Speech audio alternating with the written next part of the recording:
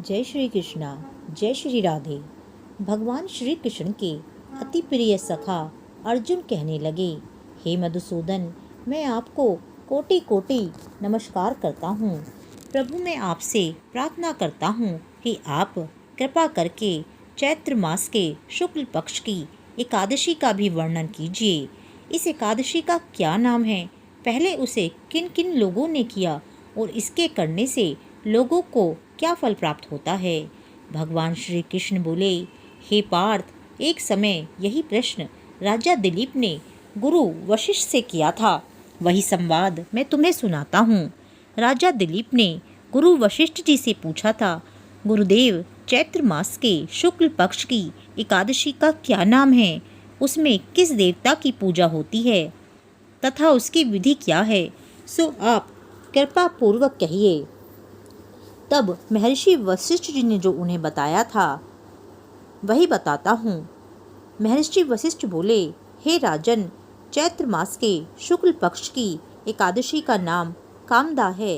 यह सभी पापों को नष्ट कर देती है, जैसे अग्नि सूखी लकड़ी को जलाकर राख कर देती है। वैसे ही कामदा एकादशी के पुण्य के प्रभाव से सभी पाप नष्ट हो जाते हैं और पुत्र की प्राप्ति होती है। इसके व्रत से मनुष्य कुयोनि से छूट जाता है और अंत में उसे स्वर्ग की प्राप्ति होती है। अब मैं इसका महात्म्य कहता हूँ, ध्यान पूर्वक सुनो।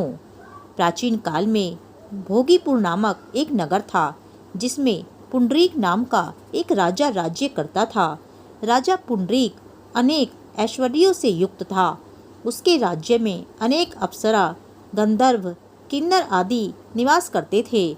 उसी जगह ललित और ललिता नाम के गायन विद्या में निपुण गंधर्व स्त्री पुरुष अत्यंत वैभवशाली घर में निवास करते हुए विहार किया करते थे। उन दोनों में इतना प्रेम था कि वे अलग हो जाने की कल्पना मात्र से ही व्याकुल हो जाते थे। एक समय राजा पुंडरीक गंधर्वों सहित सभा में शोभायमान थे।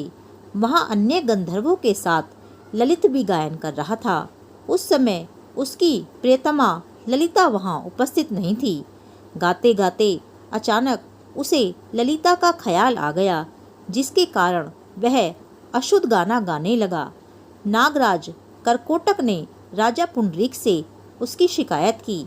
इस पर राजा पुंडरीक को अत्यंत क्रोध आया और उन्होंने ललित को श्राप दे दिया। अरे दुष्ट, तू मेरे सामने गाता हुआ भी अपनी स्त्री का स्मरण कर रहा है।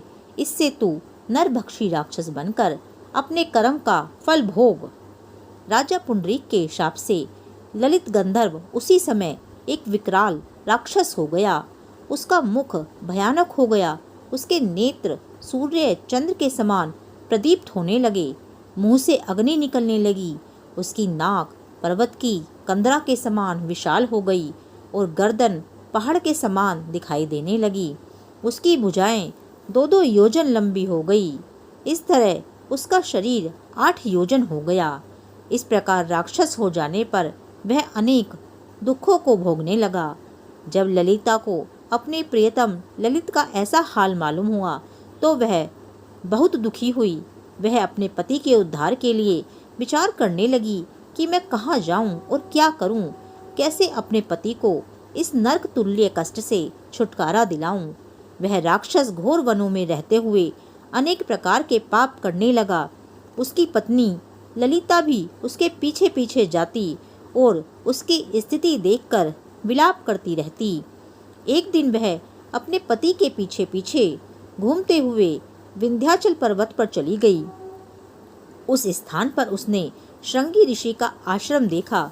वह शीघ्र ही उस आश्रम में गई और ऋषि के सम्मुख जाकर दंडवत प्रणाम कर विनय भाव से प्रार्थना करने लगी। हे मुनि, मैं वीर धनवा नामक गंधर्व की कन्या ललिता हूँ। मेरा पति राजा पुंडरीक के शाप से एक भयानक राक्षस हो गया है। उसी से मुझको महान दुख हो रहा है। अपने पति के दुख के कारण ही मैं भी बहुत दुखी हूँ। हे ऋषि श्रेष्ठ, कृपा करके आप उसके राक्षस योनि से छूटने का कोई श्रेष्ठ उपाय बताएं।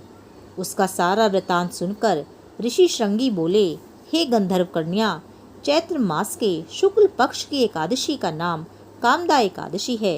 उसके व्रत करने से मनुष्य के समस्त कार्य शीघ्र ही सिद्ध हो जाते हैं।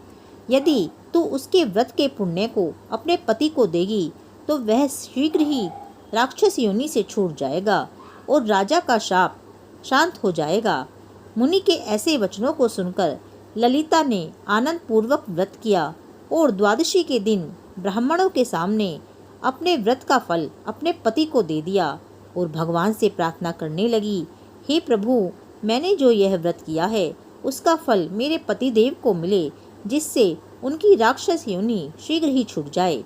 एकादशी का फल देते ही उसका पति राक्षस योनि से छूट गया और अपने पुराने स्वरूप को प्राप्त हुआ। वह अनेक सुंदर वस्त्रों तथा आभूषणों से अलंकृत होकर पहले की भांति ललिता के साथ विहार करने लगा। कामदा एकादशी के प्रभाव से वह पहले की भांति सुंदर भी हो गया और मरणोपरांत दोनों ही पुष्पक विमान पर बैठकर स्वर्गलोक को चले गए। हे पार्थ, इस व्रत को विधि पूर्वक करने से समस्त पाप नष्ट हो जाते हैं। इसके व्रत से मनुष्य ब्रह्म हत्या इत्यादि के पाप और राक्षस आदि की योनि से छूट जाते हैं। संसार में इससे महान दूसरा कोई व्रत नहीं है। इसकी कथा वह माहात्म्य के श्रवण व पठन से अनंत फल प्राप्त होते हैं। जय श्री कृष्णा, जय श्री राधे।